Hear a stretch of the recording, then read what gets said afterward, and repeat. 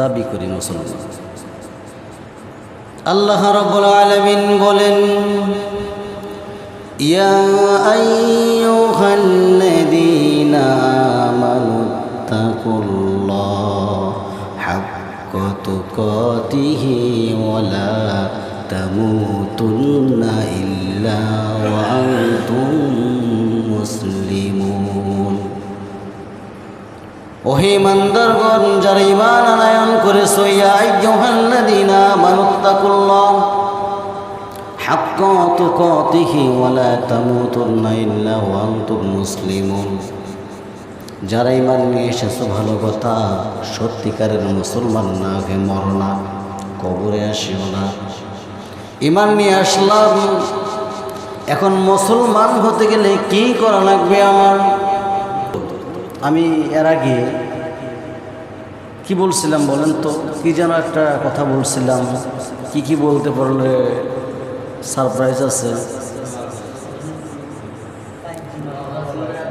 আজকে 4 জুমা পূর্ণ হবে, আগামী জুম্মায় ইনশাআল্লাহ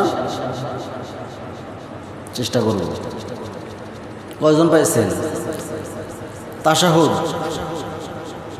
দরুদ শরীফ, দোয়া মাসুরা সহি শুদ্ধভাবে পড়তে হবে, দোয়া কুনুত সহ সহিভাবে।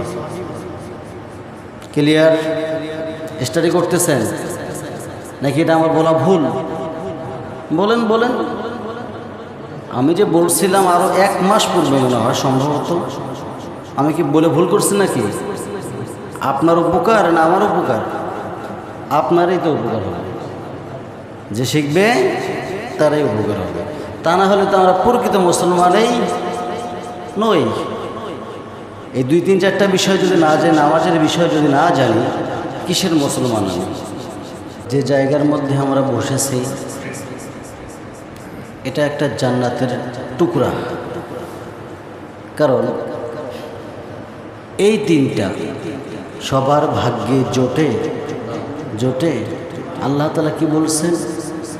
যখন জুমার সালাতের আযান হয়ে যায় তখন তোমরা আর দেরি করো না, বাড়িতে থেকো না, ব্যবসা বাণিজ্য করো না, সমস্ত কাজকর্ম ত্যাগ করে আমি আল্লাহ রাব্বুল আলামিন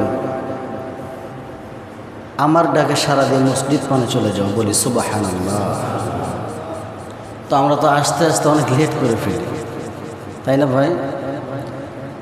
আচ্ছা আপনারা বলেন তো, হঠাৎ করে একদিন যদি আমি